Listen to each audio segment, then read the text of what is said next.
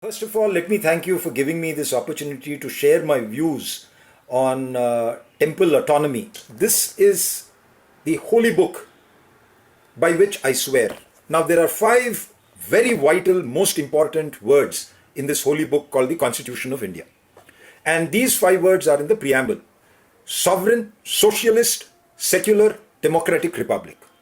Now, the word secular is of relevance. It was obviously inserted originally. Both socialist and secular were not there in the constitution that was drafted and adopted and ratified by the Constituent Assembly of India, like we all know.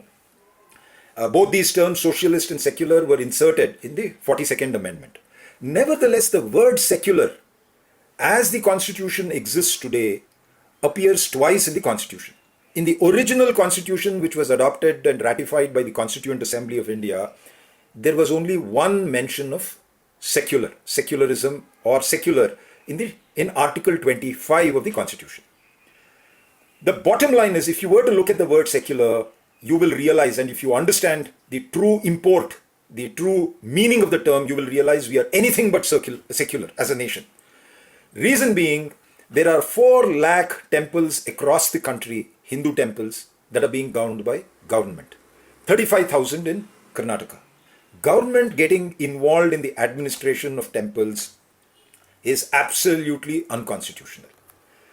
To understand how it is unconstitutional, let's understand the meaning of the term secular itself. The dictionary will tell you that secular means it essentially refers to something that is in the worldly or the temporal realm, in the physical realm. It kind of implies a certain opposition to anything that is spiritual or religious. It's obviously a European Christian concept.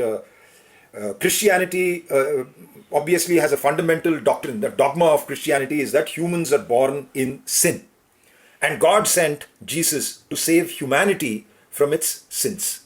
This is a fundamental dogma. And under this, God sent Jesus to save humanity. So Jesus died for our sake on the cross to redeem humans. Under Christianity, only baptized Christians can benefit from Jesus' sacrifice, which means non-Christians, be it Hindus, be it Muslims, be it Jews, will go to eternal hell on Judgment Day. Now, Christianity has a fundamental difference with reference to Hinduism. Christianity recognizes afterlife in heaven or hell.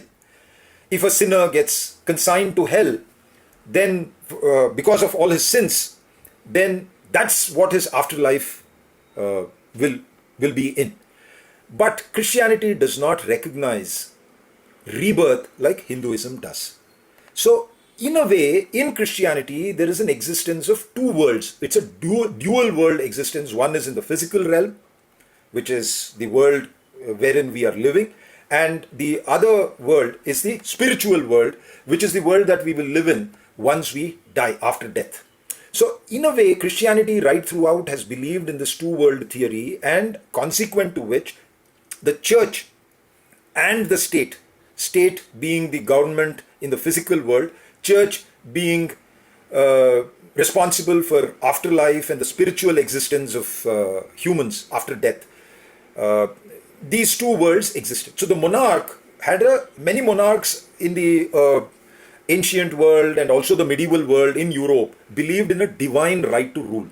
And they exercised this right over both the church as well as the state. So the Catholic doctrine with Pope as Jesus's vicar was the ultimate authority over both the world of spirituality as well as temporality, which is the physical world.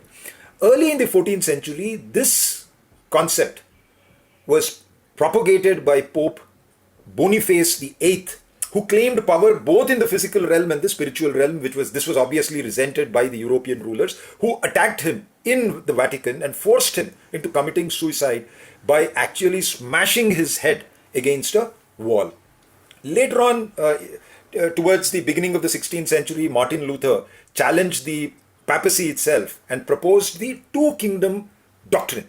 Under this 2-kingdom doctrine, there were 2 governments, one in the spiritual realm and other in the worldly, physical realm. And that these 2 worlds, kingdoms, so to say, should exist without interfering in the functioning of the other world. And this gave rise to the whole concept of separation of state and religion. Many thinkers later on, thinkers like John Locke, Voltaire, they all endorsed this two kingdom theory, and the actual term secular or secularism was coined by George Holyoake, who came up with this term in the 18th century. So consequently, secularism, which is not defined in our constitution, one would have to rely on various judgments of the Honorable Apex Court. In the case one on the Bharati judgment, the Honorable Apex Court has held that although secular or secularism is not defined in the constitution, it is part of our basic structure. Unfortunately, several of our government schemes, be it central government or state government, they are all rooted very, very deeply in faith, belief and religion, which is completely contrary to the very fundamental concept of secularism. In fact, in the S.R. Bommai judgment, 9-judge judgment of the Honorable Apex Court, their lordships held that secularism is about equal treatment of all religious groups. Their lordships went on to assert that religious tolerance is an essential part of secularism. Now, this religious tolerance on the part of the state casts a responsibility to ensure that there is no dominant, privileged religion in the nation. It implies an equal respect to all religions. Unfortunately, it's only Hindu temples that are under government control. This essentially makes Hinduism inferior as compared to other religions. Why? Because equal treatment of religions is violated. In fact, in the Chidambaram temple judgment itself, the Honorable Apex Court held that while institutions are mismanaged, religious institutions, government is well within its right to take over such institutions, but then they will have to relinquish power and control over those institutions within a period of 2 years. So the basic concept is, the issue here is, if there is mismanagement of a religious institution, regardless of the religion or the faith, government should be empowered to take over the institution. Having taken over, they need to necessarily punish the guilty, the culprits responsible for the mismanagement, be it misappropriation of funds or embezzlement or whatever. And once the system is rectified, they need to necessarily relinquish control over temples. Unfortunately, this has not happened, consequent to which there are 4 lakh temples across the nation that are under government control, and no government is interested in relinquishing its stranglehold on temples. As a result, there are several layers in which there is a systemic loot that is going on.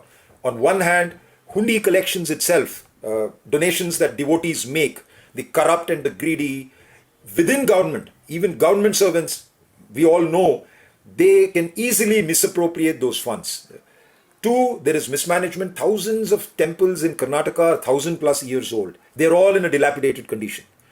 Government is not spending enough money to have them repaired. So there is systemic negligence and mismanagement on the part of government itself. Then ornaments that have been bequeathed to the Lord Almighty in Hindu temples, there is no clarity, no transparency about who has custody of those jewelries, who's keeping stock, tracking the valuables that are there, the movables that are there, the authenticity of the jewels itself, the gems and the pearls and the precious stones that are there in those. And many of these ornaments are antiques, as one can very easily understand.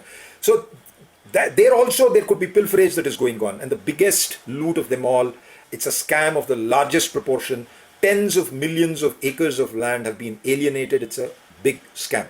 Now, till government relinquishes, unfortunately, we Hindus, every one of us, we are all slaves of the system. We are not free. Why? Because my right as a Hindu is inferior to the rights of those subscribing to other religions. Essentially, it means there is no inequality. So the solution, in a nutshell, is for government, the central government, to implement the C.P. Ramaswamy Iyer recommendations, which is based on a study, on an extensive study by a committee appointed by the central government that between 1960 and 62. So this committee has submitted an elaborate report on how religious institutions cutting across the board need to be administered, and I think it is high time we put pressure on the central government to implement the recommendations of the C.P. Ramaswamy Iyer committee. Thank you very much for your time. God bless you all.